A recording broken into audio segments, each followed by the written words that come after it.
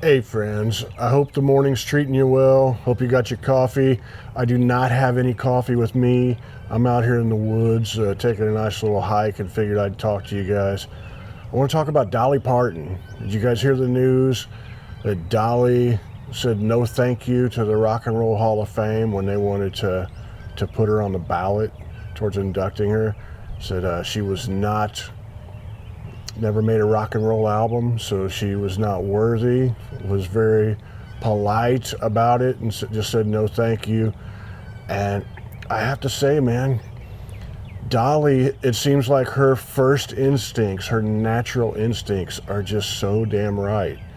She really has great instincts about things like this and follows her gut and ends up on the right side of stuff. I kind of the opinion, I love the fact the Rock and Roll Hall of Fame exists as a museum, but man, I could give two shits about Hall of Fames. You know, I think the artists that are in the Hall of Fame did whatever they did without the help of the Hall of Fame, and it just seems kind of like these induction ceremonies do more for, you know, this third party than it does for, like, I think the Rock and Roll Hall of Fame needs Dolly Parton a lot more than Dolly Parton needs the Rock and Roll Hall of Fame. As a museum, it's amazing. I've been there. I love it. I'll go back. I'll lay down my money and all for it. But man, just Hall of Fames are just silly, I think. Anytime you're handing out trophies for art, it just always rubs me the wrong way. Now, I'll say things like that are very absolutist, and then I will think of some older person that I know a few people who have been inducted into some sort of Hall of Fame, and they really were a little bit forgotten by history, and they never made a ton of money, and then they're celebrated by some Hall of Fame. And it's like that kind of shoots holes in my whole theory, because I root for those folks to be inducted into whatever. So if I can talk out of both sides of my mouth, but my first instincts are, it's like Hall of Fames are silly. And anytime there's a red carpet, you know, and everybody like shows up and compares clothes, I don't know. I'm just embarrassed for everybody involved when they're standing out on a carpet and talking to reporters and such at those kind of events. I don't get it. It just doesn't seem to have anything to do with music to me. But the museums are amazing, and these artifacts are great, and I love those. So I'm pretty torn up about it. But I definitely love Dolly. I love that she, you know, I think she was just like really, really polite about it, you know, and said, no, I just don't deserve that. And there's been a couple other instances of people bowing out and not wanting to be part of the Hall of Fame. I believe Ozzy didn't want to be part of when they put him Black Sabbath on the ballot. He didn't seem to want to have anything to do with it. And they later got inducted. And then who else? Sex Pistols thought that the Hall of Fame was dumb and didn't want anything to do with it, and they didn't show up. And I don't believe they showed up. You guys can correct me if I'm wrong. I'm doing this all off of memory with no coffee this morning. And I believe the other one was Guns N' Roses. Didn't Axl not show up?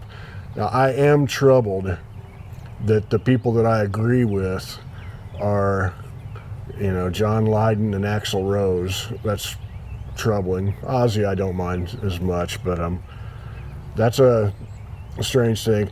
I'll just say I'm just not I don't really care about the Rock and Roll Hall of Fame. I've never watched, it's a TV show that I don't watch, you know, and I've seen some things online, some clips, and I'm sure there's some really great moments and stuff like that, but I don't know. It's just not meant for me.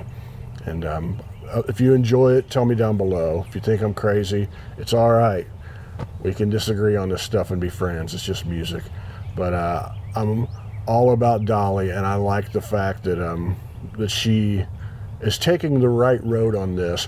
And I think she suggested something about, why don't we just, since they want to be so broad with it, why don't we just change it from the Rock and Roll Hall of Fame to being the Music Hall of Fame?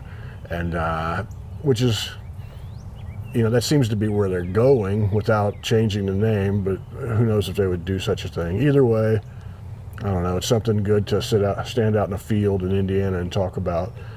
But also this week is South by Southwest. if you guys are in Austin, I'm sorry. I feel for y'all. I did not go. I was thinking about going, and I wasn't quite ready to be around those bigger crowds. I've played South by Southwest quite a few times as like an official artist or whatever, and I really, here we go being opinionated again. If you're playing showcases, if you're like a musician and you're not playing gigs, like there's a couple different kinds of artists, we'll say. There's the kind that play showcases and the kind that play gigs. I play gigs. You know, the idea of a showcase seems kind of weird to me. Just calling it that seems pretentious, and I'm not a big fan of that because it's just a gig. But, you know, you do what you want to do with it. South by Southwest, I love Austin. I mean, I really love being in Austin, Texas. I love being around friends. I've made quite a few friends there. Quite a few friends from around the world come to Austin in March for South by Southwest. And I really love being around them and getting to see them and catch up. But man, I don't have a lot of love for South by.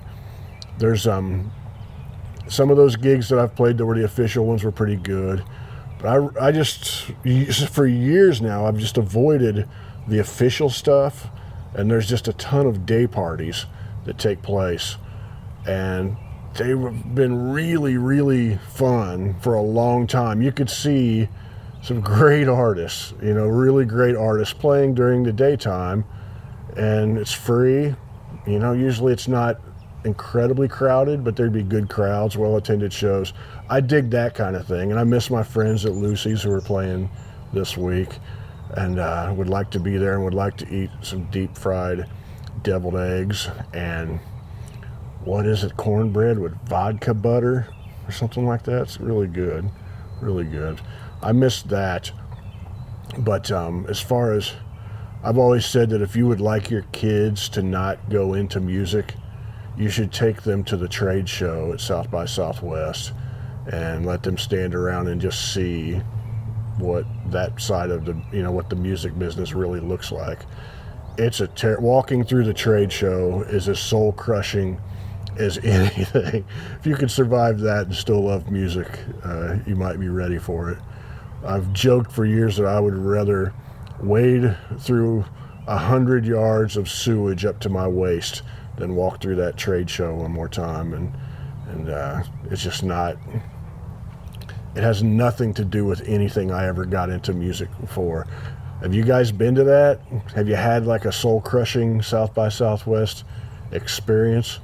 You know, have you played out in the middle of nowhere next to the Portalettes, some little stage they set up with the downwind? Here's somebody revving up an engine in the distance. South by can be really, really fun, or at least Austin during that week can be really, really fun. And it's going on right now. And if you know where to search out, you know, and what to stay away from, it can be a great time. And I wish I was there with friends during the day, and I go to bed about 9 o'clock at night and not even partake in anything. I go eat my weight in breakfast tacos and go enjoy some music, stand in front of James McMurtry as he plays somewhere, John D. Graham. So many greats. Find me some shiny ribs and get out there and want to dance. I'm not a dancer, but shiny ribs makes me want to dance. So many fun things. I'd go down to, usually if I get down to Wimberley, I remember I saw Slade Cleaves playing in a church once down there. I catch me a Ray Wiley Hubbard gig. Adam Carroll, if I can find Adam Carroll playing somewhere, I'll always go see Adam. I love Adam. If you don't know about Adam, you need to look him up, and he's great. Look up a song called Errol's Song and thank me later. Adam's really great. But one day I realized, well, all of these people that I like to go watch at South by, they all live in Austin, and I could just go any other time of year and partake in a lot of that stuff. So I don't know, I think that might be what I do this year. I might get down to Austin hopefully soon. But did you guys see the video about Ernest Tubb's record store closing? I uploaded that a couple days ago. I went over to my buddy Bill DeMain's house. and Bill was wonderful. We were going to talk about something else. I had texted back and forth with him for the last couple months saying, hey man, when can we get together? You know, I'll come down to Nashville and interview. There's a few things I wanted to interview him about. I was sitting there in his living room, and we're talking about Ernest Tubb's record shop, about how sad it is that it's closing, what it means, all of that kind of stuff. And then I just sat and thought, why aren't we filming this? Why aren't we recording this? And he's like, you want to? And I'm like, yeah, let's start with that. So Bill just did all of that off the top of his head. And he has a tour group. Like, Bill's one of these guys that does a lot of things and does them really, really well. He's a songwriter, you know, really talented songwriter. He is a writer. He's written articles in magazines like Mojo and Classic Rock, a lot of different stuff for the last 20 years or so. He's really, really good and knows his stuff. And he has a tour. He has a tour, a walking tour in Nashville called Walkin' Nashville Tours, which I'll put a link to down below. I linked it below that video. And it's the best damn tour in Nashville. If you're wanting to go visit and just, you know, like go around downtown. And if you're watching this channel, you know, you dig the history and the real stuff, and Bill plugs you right into all of that. And he'll stand there on the street corner and explain, this happened here, this is why it's important, you know, this influenced that to happen. Like the whole story about Ernest Tubb's record store, I knew all of that, and I'd heard it before, but I hadn't thought of it in a while. So as Bill was saying a lot of that stuff, I was just kind of like, man, how did I forget that? I knew that, you know, but him sending out those records and guaranteeing them, and half of them broke, and him having to redo that, but it making country music viable for record sales and making it respectable and all that, that's you know, that's beautiful stuff. That's a mom and pop business right there in the heart of Nashville that really made a difference, like really made a difference. And I've had quite a few good experiences there in Ernest Tubb's record shop. I think I asked Bill if he had ever played there, and he said no. And here's my story. Maybe 16 or 17 years ago, I was on a bill to play there at Ernest Tubb record store. It was like on a Saturday night. I don't remember if it was a radio show or not, but there were quite a few people on this bill.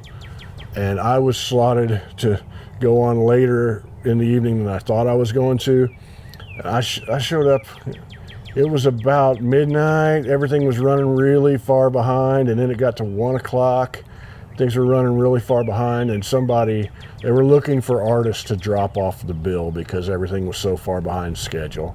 And I just raised my hand, I'm like, man, I'll have plenty of opportunities to play Ernest Tubb record store. I really wanted to do it because it's such a historic thing. Stand on the stage where Hank Williams stood, where Elvis stood, Loretta Lynn, you know, I wanted to do that. And I thought I'll have plenty of opportunities to do this. So I graciously bowed out of the gig. I think I walked up on the stage at one point, and during that evening, I can't remember what for, but it seems like I got introduced and walked up for some reason and then like walked back off or something like that. And I stayed there, and it was a good time. And that was it. I never played there. I thought there would be opportunities that would come about throughout, and it never did again. So I probably should have said, hell no, I'm playing this damn thing. I'm on the bill and I'm playing it. And but anyway, it never happened. I think, if I remember right, I think that's the night that I think I met Will Kimbrough at that gig because he was playing. I remember that. I think that's probably the night that I met him. He's really good, and you guys should look him up. And I only played with Jimmy Buffett and Todd Snyder, produced Todd Snyder's East Nashville Skyline. I believe he was the producer of that. He definitely played on it. But yeah, I never got to play there, but I'd go there and buy stuff. The record bin, when you go through the records at Ernest Tubb's record store, was, man, it was deep. Like a lot of stuff I'd never seen before or heard of. Artists I'd never heard of, and it was pretty great. And I'm talking about maybe it was still like this, but 15 years ago, before the vinyl resurgence was back in full form and things are a lot more picked through now everywhere than they were then. But you could find some crazy things that you'd never heard of, a lot of really good stuff. And the people that worked there were really, really helpful, really nice people. And there were a few comments underneath that video that said something about Marty Stewart should, try to save that, whatever. And one thing, it's beautiful that when something like this happens, people think of Marty Stewart. That says a lot for the great things he's done, towards preserving history. That's beautiful. But man, that's a lot to throw on his shoulders for him to save every single situation. And this particular building, like where it's at, man, it's a lot of money to, and I believe it's already been sold, so it's not like anybody could do anything. Maybe I'm wrong about that, but like I'm hearing numbers. I don't want to repeat the wrong things, but I'm hearing numbers that I don't know they're right, but people are saying things like it was sold for just under $5 million a few years ago, and now we're talking about like $40 million just a few years later. And there's nobody who makes good records has that kind of money to spend on anything for something that they're not going to turn. It's not an investment. You would buy it to preserve it, so you're never getting that back. It's just a really bad situation, and it's been a complaint of mine for years in Nashville. And I mean, not just me, a ton of people, but it's just the Wild West. As soon as Nashville started getting hip and people started moving there, there's just no laws and no zoning or whatever in place to protect things.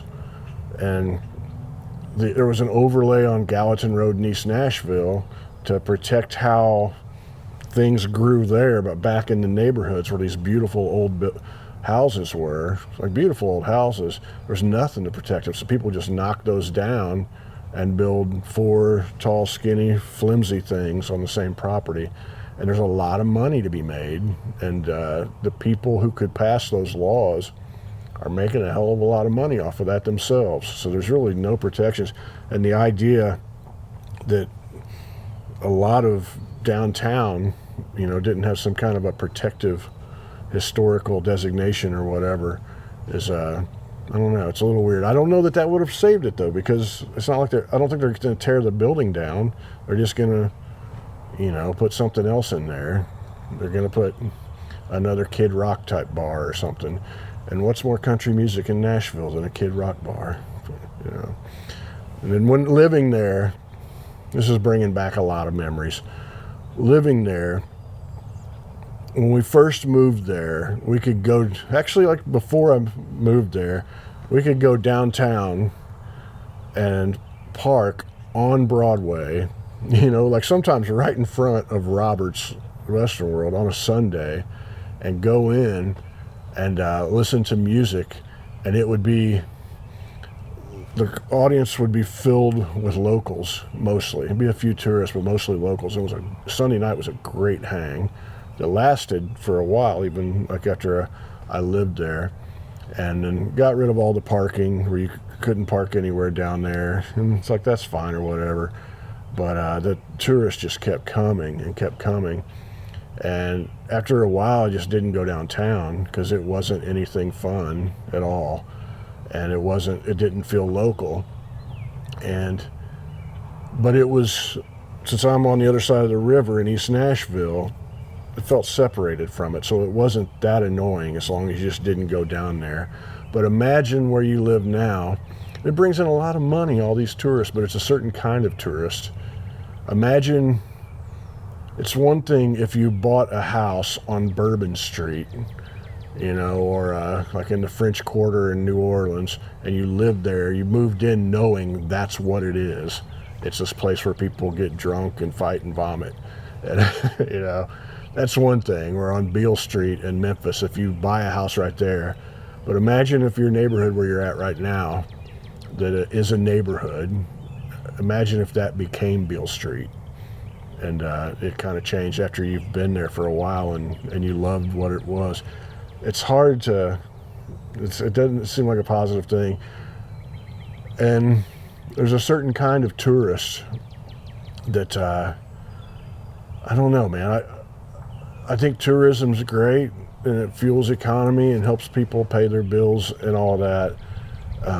But it's one thing when people are showing up to go to a museum and things like that. It's another when people's whole idea of the reason they're being there is to just get loaded and, piss in the alley. It's just a whole different sort of vibe. But I'm getting way off subject. Actually, there's a little bit of a connection here, because downtown in Nashville, there along Lower Broadway, was a place that it was really run down. There was a lot of strip clubs and things like that, and it wasn't doing real well. They were even going to close the Ryman at one time. And somewhere along the line, BR549, our buddy Chuck Mead, Tim Carroll, who we just had an episode a couple days ago, started playing gigs down there, and it became this cool, like the local hang, like the people who were in the know, the cool kids knew about it and came down digging country music. Tim Carroll playing down there. He was one of the big ones. BR549 were probably the big ones that, I love Chuck and Jay and all them, but also Greg Gehring.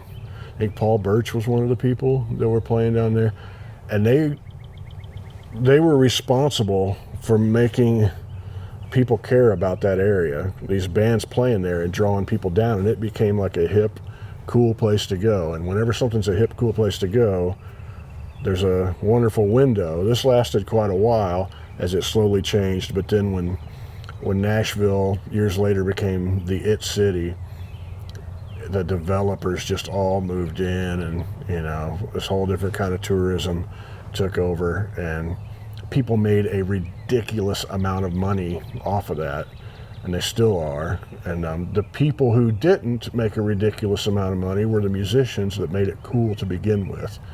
Those people are all still playing music and making a living, we'll say, like the rest of us.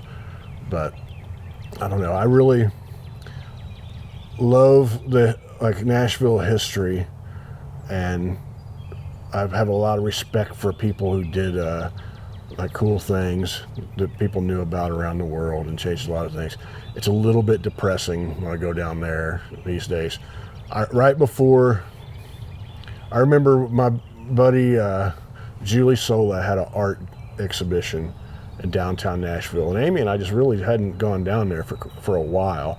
It was on a Saturday at 4 in the afternoon. We were dumb enough to drive down to it. It was right downtown in Nashville. We drove there. It took us almost an hour to get from our house, which is 2 miles away, to where this was, and to get the car parked and get out. We should have just taken a bus if I'd known, but that would have taken forever too. But it took us an hour, and we're sitting there in traffic. It's 4 o'clock in the afternoon. There's drunk people everywhere coming out, hitting the hood of your car as you sit in traffic, and I don't know. We're just sitting here, and I'm just looking at everything, don't recognize it. And I told Amy, I'm like, if this is what Nashville was when we moved here, I never ever would have moved here. There's no way I'd move to this.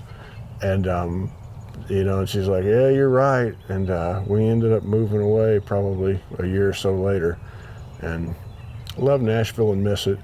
And it was easy to not pay attention to that stuff going on downtown. But I should also say it started spilling over into the east side, into East Nashville. There'd be pedal taverns. You ever see these where people are pedaling and they're drinking? 6 or 7 of them in some little vehicle that's pedal powered, and somehow it's legal to go down the road doing that and drinking, getting drunk and stuff. there'd be that kind of thing coming through the neighborhood in East Nashville, and that's a little bit weird. But anyway, I'm getting way off subject. Way off subject. It's freaking beautiful out here. It's a little bit overcast. I think it might rain, I'm not sure, but I'm gonna like walk out through this field and enjoy it and not think of any of the bullshit in the world. And I hope you get a chance to do the same thing. And if you want to jump in on my Patreon, hear me rant about things like this and share some other stuff, please do that. I'll put a link down below. And until then, much love to y'all, and I'll see you soon.